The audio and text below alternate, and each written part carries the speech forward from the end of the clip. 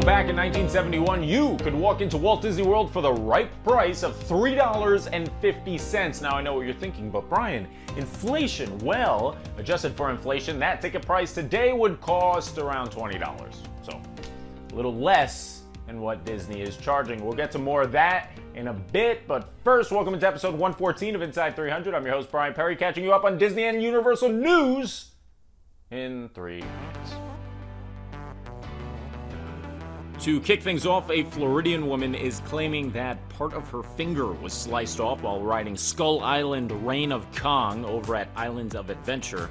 The incident took place last year in May, and according to the new $100,000 lawsuit, Courtney Delphi attempted to brace herself during one of the segments of the ride where the tram shakes, surrounded by large screens. She placed her hand against the metal bracing in front of her, only to have two pieces of metal separate and then come back together, causing a partial amputation. Delphi's team says her medical expenses totaled over $89,000, and she is seeking more than $100,000 in damages. Universal, on the other hand, has stated the plaintiff's injury was solely the result of her negligent failure to observe the subject condition. Now, it's not the first time a lawsuit has been tied to the Kong ride at Islands. The family sued the park after a 38-year-old died of a heart attack back in 2016 while sitting on a bench after riding the ride. Universal pointed out that he had a prior heart condition, and the two sides settled out of court for an undisclosed amount of money. Now, going back to the Disney tickets, to paint a picture of how things have dramatically increased since that fateful year of 1971, a user on TikTok who goes by the name of Pie Chart Pirate put together this animated graph to show how things have changed over the years. As you can see, they've got gas, rent, wages, and where is it? There it is, Walt Disney World ticket prices listed all the way at the top.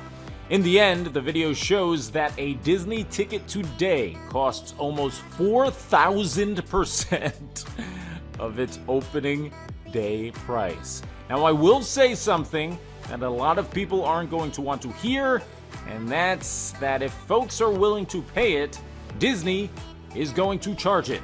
From a business standpoint, I get it. I mean, we had a global pandemic shut down much of the world, and less than 2 years later, the parks were looking like this. So, break open that piggy bank. The sky's the limit when it comes to Disney ticket prices. Back to Universal we go, where a new rule has been implemented at the resort's CityWalk.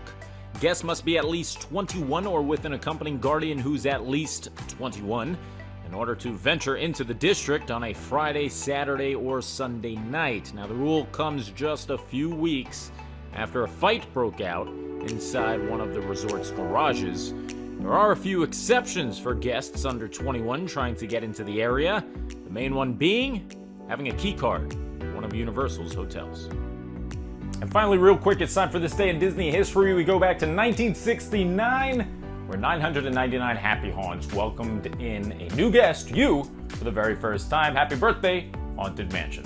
That's going to do it for this episode of Inside 300. If you like what you saw, be sure to subscribe. Click that bell icon. Hello, bell. This way, you're notified every time we come out with brand new content. I've been your host, Brian Perry. I'll see you next time, and as always, bye-bye.